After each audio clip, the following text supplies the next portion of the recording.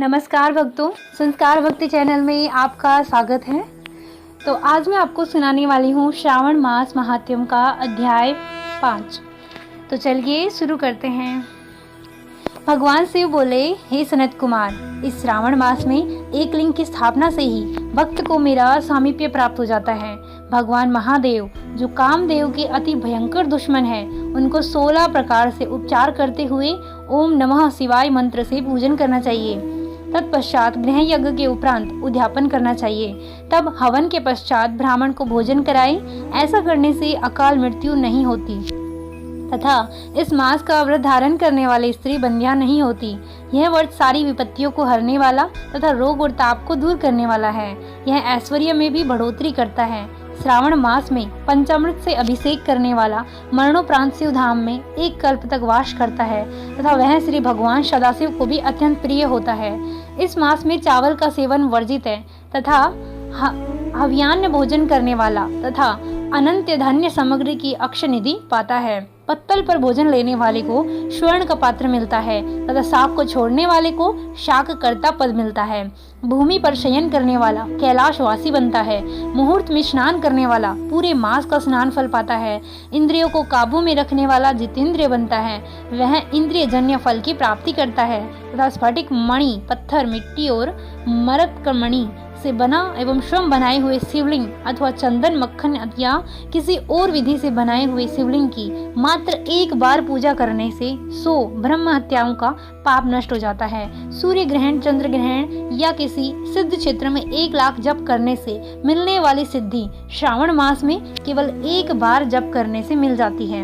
अन्य किसी क्षेत्र में नमस्कार अथवा परिक्रमा से जो 1,000 वर्षों का फल मिलता है, वह इस मास में केवल एक बार के नमस्कार करने से मिल जाता है। हे ब्रह्मपुत्र, मुझे यह श्रावण मास अत्यंत ही प्रिय है। इस मास में वेद पारायण करने से सब प्रकार के वेदों की सिद्धि मिल जाती है तथा श्रद्धा भाव से स्व अध्याय करने पर ब्रह्म हत्या या अन्य जघन्य पापों से मुक्ति मिलती है। शिव बोले, हे ब्रह्मपुत्र, गुरु सैया पर किया गया पाप इस मास के पुण्य प्रताप से नष्ट हो जाता है। अतः इस मास में प्रतिदिन पुरुष शिव का पाठ अवश्य करना चाहिए। केवल इसका आशीर्वाद अर्थवाद कहने से नरक मिलता है। गृह यज्ञ में भक्त को शमिधा, चरु, तिल और घी का प्रयोग करना चाहिए। पूजा में धूप, गंध, पुष्प आदि लगाएं। भगवान सदाशिव का उनके रूपों के अनुसार बयान करके शक्ति के अनुसार होम, लक्ष्य होम या हवन करें। हे ब्रह्मपुत्र, अब मैं तुम्हें वार व्रत बतलाता हूँ, अतः दत्त हो ये कथा सुनो। प्राचीन काल में प्रतिष्ठानपुरी नगरी में सुकर्मा नाम का बहुत ही दीन ब्राह्मण रहता था, जो भिक्षावृत्ति से अपना गुजारा करता था। एक दिन वह घर में भिक्षा मांगने गया। उस घर में कुछ महिलाएं रविवार की व्रती थी। उन्होंने ब्राह्मण को देखकर पूजा अर्चना का सामान कपड़े से ढाप दिया। फिर उसने उन स्त्रियों से कहा, देवियों, आप सभी साध्वी हैं। फिर उसने उन स्त्रियों से कहा, देवियों, आप सभी साध्वी हैं, फिर आपने ऐसा क्यों, ऐसा क्या? मैं अपनी दीनावस्था के कारण अति दुखी हूँ, अतः मैं भी यह व्रत करना चाहता हूँ। मुझे इसके बारे में बताओ। महिलाएं बोली, हे ब्राह्मण देव, अगर व्रत में उन्माद, प्रमाद, श्रद्धा ना हो तो यह व्रत सफल नहीं होता। अतः इनको त्याग कर कथा सुनो। उन स्त्रियों में से एक वृद्ध महिला ने उस गरीब ब्राह्मण को व्रत की विधि बतलाई और कथा सुनाई। वह कथा इस प्रकार है। श्रावण मास के शुक्ल पक्ष के प्रथम रविवार को मौन रहकर प्रातः ही उठकर नित्य क्रम से निवृत्त हो ठंडे जल से स्नान करके धान के पत्ते पर 12 परिधि वाला मंडल बनाकर उस पर लाल चंदन से सूर्य के समान गोलाकार बनाओ। उसी मंडल में संज्ञा नाम वाली स्त्री के साथ सूर्य की पूजा लाल चंदन से करें। सूरज के 12 मंडलों पर लाल चंदन के साथ लावा तथा जप अर्घ्य भक्ति श्रद्धा सहित सूर्य भगवान को प्रदान करने चाहिए। इस अर्घ्य में रक्ताक्षत, जप, फूल और उपचार शामिल हो।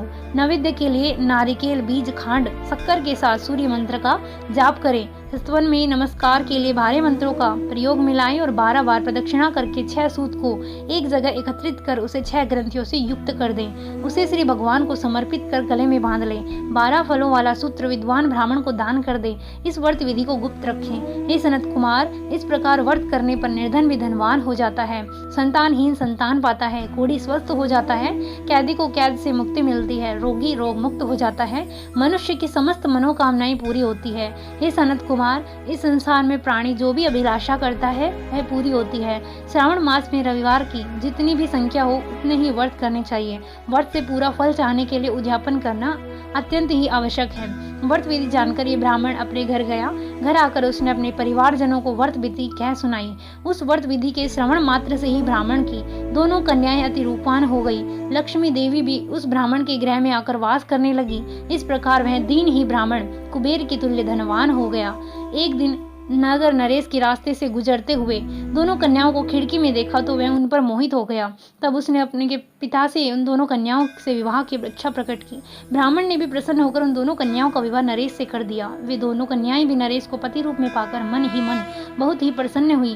कालांतर में और व्रत के प्रभाव से उनको पुत्र आदि रत्न की प्राप्ति हुई और वे सुख में जीवन व्यतीत करने लगी। शिव बोले, हे सनत कुमार, इस कथा के श्रवण मात्र से ही सारी मनोकामनाएं पूरी हो जाती हैं। यदि ऐसे व्रत को अनुष्ठान और विधि पूर्वक संपन्न किया जाए तो प्राणी को इहलोक और परलोक में एक सुख मिलता है। अंत में वह मोक्ष पाता है। इसका फल क्या है? हम 5वें अध्याय के पाठ श्रवण से दरिद्रता का नाश होता है और शिव धाम की प्राप्ति होती है। तो भक्तों, आज मैंने सुनाई आपको श्रावण महात्म्य का अध्याय 5। तो अगर आपको मेरा ये वीडियो अच्छा लगा हो तो प्लीज़ इसे लाइक करें, अपने फैमिली एंड फ्रेंड्स के साथ शेयर करें। और यदि आपने अभी तक मेरे चैनल को सब्सक्राइब नहीं किया है तो प्लीज़ इसे सब्सक्राइब करें और बेल आइकन को जरूर प्रेस करें ताकि आने वाली वीडियो के अपडेट्स आपको मिलते रहें। राधे राधे, जय श्री कृष्णा।